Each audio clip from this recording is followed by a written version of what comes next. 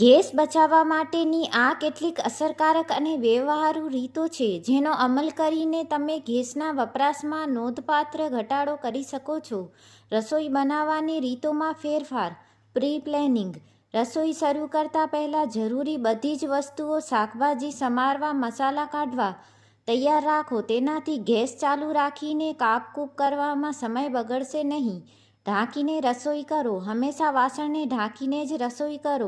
આનાથી વરાળ અંદર જ રહે છે અને રસોઈ ઝડપથી બને છે, જેથી ગેસની બચત થાય છે. પ્રેશર કુકરનો મહત્તમ ઉપયોગ. કઠોળ કે બટાકા જેવી વસ્તુઓ બાફવા માટે પ્રેશર કુકરનો જ ઉપયોગ કરો. તે ખુલ્લા વાસણ કરતાં ખૂબ જ ઓછો ગેસ વાપરે છે. માપસર પાણી. રસોઈમાં જરૂર પડતું જ પાણી વાપરો. વધારે પાણી ગરમ કરવામાં ગેસનો વધારેનો વપરાશ થાય છે. ગેસ બર્નર અને વાસણોની સંભાળ. બર્નરની સફાઈ. ગેસના બર્નરને સમયતરે સાફ કરતા રહો. જો બર્નરમાં કચરો કે કાંટા હશે તો જ્યોત પીળી આવશે અને તે વધુ ગેસ વાપરશે. સાફ બર્નર વાદળી જ્યોત આપે છે જે વધુ કાર્યક્ષમ છે. વાસણનું કદ. બર્નરની સાઇઝ મુજબ જ વાસણ વાપરો. જો વાસણ નાનું હશે અને જ્યોત બહાર નીકળતી હશે તો ગેસનો સીધો વ્યય થશે. ફ્રીજમાંથી સીધો ઉપયોગ ટાળો. ફ્રીજમાં રાખેલી વસ્તુઓ જેમ કે દૂધ કે વાનગી સીધી ગેસ પર ગરમ ન કરો. તેની થોડીવાર બહાર રાખી સામાન્ય તાપમાન પર આવવા દો, પછી જ ગરમ કરો. રસોઈની ટેકનિક. ધીમી આંચ. રસોઈ ઉકળી જાય પછી આંચ ધીમી કરી દો. વધુ પડતી મોટી જ્યોત વાનગીને ઝડપથી રાંધતી નથી, માત્ર બર્નરની આસપાસની હવા ગરમ કરે છે. પાણી ગરમ કરવા માટે. જો ચા કે કોફી માટે પાણી ગરમ કરવું હોય તો જરૂર જેટલું જ પાણી લો. આખું વાસણ ભરીને પાણી ગરમ કરવું એ ગેસની મોટી બરબાદી છે. Pro tip. જો તમારી પાસે જૂનું ગેસ કનેક્શન હોય તો ખાતરી કરો કે ગેસ પાઇપ અને રેગ્યુલેટર લીક નથી. ઘણીવાર નાની લીકેજને કારણે પણ ગેસનો વપરાશ વધી જતો હોય અને તે જોખમી પણ સાબિત થઈ શકે છે. તમે હાલમાં રસોઈ માટે કઈ ખાસ ટિપ્સનો ઉપયોગ કરો છો? રસોઈ માટેની સ્માર્ટ પદ્ધતિઓ. સામગ્રી. પલાળીને રાખો. કઠોળ, ચણા, મગ, વટાણાની રસોઈ બનાવતા પહેલાં 2-3 કલાક પાણીમાં પલાળી રાખો. પલાળેલા કઠોળ ખૂબ જ ઝડપથી ચડી જાય છે, જેનાથી અડધાથી વધુ ગેસ બચી શકે છે. વાસણની પસંદગી. રસોઈ માટે હંમેશા પહોળા તળિયાવાળા વાસણનો ઉપયોગ કરો. પહોળા વાસણ જ્યોતની ગરમીને વધુ સારી રીતે ગ્રહણ કરે છે, પરિણામે રસોઈ જલ્દી થાય છે. સ્ટોવનો યોગ્ય ઉપયોગ. જો તમારે એકસાથે 2 વાનગી બનાવવી હોય તો બંને ગેસ બર્નરનો એકસાથે ઉપયોગ કરો. ગેસ વારંવાર બંધ અને ચાલુ કરવાથી પણ ઇગ્નિશન દરમિયાન ગેસનો વ્યય થાય છે. સાવચેતી અને જાળવણી. વાસણોની નીચેનું પડ. વાસણોને નીચેથી એકદમ સાફ રાખો.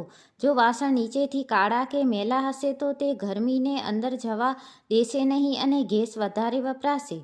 હવાની અવરજવર. રસોડામાં ગેસ સ્ટવ જ્યાં મૂક્યો હોય ત્યાં બારી કે દરવાજામાંથી સીધો પવન આવતો હોય તો તે અટકાવો.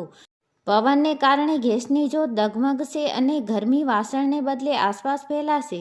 રેગ્યુલેટર ચેક કરો. રાત્રે અથવા જ્યારે લાંબા સમય સુધી રસોઈ ન કરવાની હોય ત્યારે ગેસ સિલિન્ડરનું રેગ્યુલેટર બંધ કરવાની આદત પાડો. આ સલામતીની સાથે નાની લીકેજ રોકવામાં પણ મદદ કરે છે.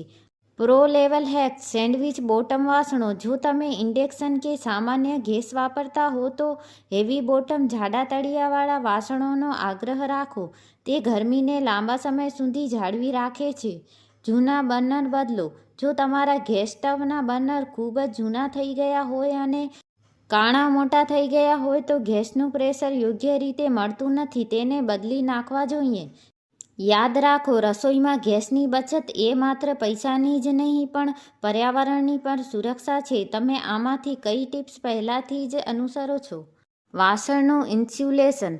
તમે જ્યારે દૂધ ગરમ કરો કે ચોખા બાફો ત્યારે તેને થોડીવાર માટે ઢાંકીને ઉકળવા દો અને પછી ગેસ બંધ કરી દો. ગરમ વાસણની ગરમીથી પણ રસોઈ અડધે સુધી બની જતી હોય છે. કટિંગની સાઇઝ. જો તમે શાકભાજીના ટુકડા નાના અને એકસરખા કરશો તો તે જલ્દી ચડશે. મોટા ટુકડા રાંધવામાં વધુ સમય અને ગેસ લે છે. સૂકા મસાલાનો ઉપયોગ. જ્યારે તમે શાકનો વઘાર કરો ત્યારે ગેસની આંચ એકદમ ધીમી રાખો અથવા જરૂર પડે તો ગેસ બંધ કરી દો. વઘાર માટે માત્ર ગરમ તેલ પૂરતું છે. તેલ બળી જાય તે પહેલાં મસાલા ઉમેરીને રસોઈ આગળ વધારો. આધુનિક ગેજેટ્સનો યોગ્ય ઉપયોગ. Thermos flask. ચા કે કોફી વારંવાર ગરમ કરવાને બદલે એકવાર બનાવીને તેને સારા થર્મસ ફ્લાસ્કમાં ભરી રાખો. આનાથી વારંવાર ગેસ ચાલુ કરવાની જરૂર નહીં પડે. Solar cooker. જો શક્ય હોય તો દિવસ દરમિયાન દાળ કે ભાત રાંધવા માટે સોલર કુકરનો ઉપયોગ કરવો એ ગેસ બચાવવાનો શ્રેષ્ઠ વિકલ્પ છે. માનસિક અભિગમ. બર્નરની જ્યોતનો રંગ. હંમેશા ધ્યાન રાખો કે જ્યોતનો રંગ વાદળી જ હોય. જો જ્યોત પીળી હોય તો તેનો અર્થ છે કે ગેસનું સંપૂર્ણ દહન થતું નથી. આ સમયે બર્નર સાફ કરો અથવા ગેસ મેકેનિકને બતાવો. Gas pipeline line. જો તમે પાઇપ્ડ ગેસ વાપરતા હો તો પાઇપમાં ક્યાંક વળાંક નથી ને તે ચેક કરો, જેથી ગેસનો પ્રવાહ અવરોધાય નહીં.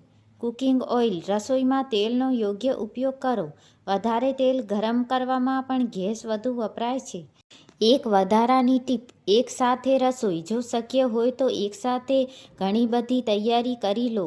દાખલા તરીકે, જો તમે દાળ બનાવી રહ્યા હો તો સાથે જ બીજા વાસણમાં બટાકા કે શાક બાફવા મૂકી દો. એકસાથે આંચ પર બે વસ્તુઓ રાંધવાથી ગેસની મોટી બચત થાય છે. સેકન્ડરી હીટનો ઉપયોગ. ગેસ બંધ કરવાની ટાઈમિંગ. કોઈ પણ રસોઈ જેમ કે દાળ, શાક કે ભાત જ્યારે 90% ચડી જાય ત્યારે ગેસ સંપૂર્ણ બંધ કરી દો. વાસણમાં રહેલી વરાળ અને ગરમી બાકીની 10% રસોઈને તમારા બંધ ગેસ પર જ પૂરી કરી દેશે. આ એક નાની પણ ખૂબ જ અસરકારક આદત છે. વાસણનું મટીરીયલ. સ્ટીલ વિરુદ્ધ એલ્યુમિનિયમ. સ્ટીલના વાસણો ગરમી જાળવી રાખવામાં વધુ સારા હોય છે. જો તમે ભારે તળિયાવાળા વાસણો વાપરશો તો તે એકવાર ગરમ થયા પછી લાંબા સમય સુધી ગરમી પકડી રાખશે, જેનાથી રસોઈ વધુ સારી અને ગેસના ઓછા વપરાશમાં થશે.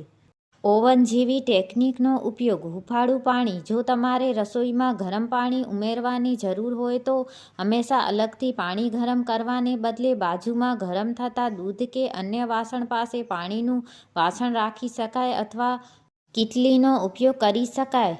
કીટલીમાં પાણી ઝડપથી ગરમ થાય છે.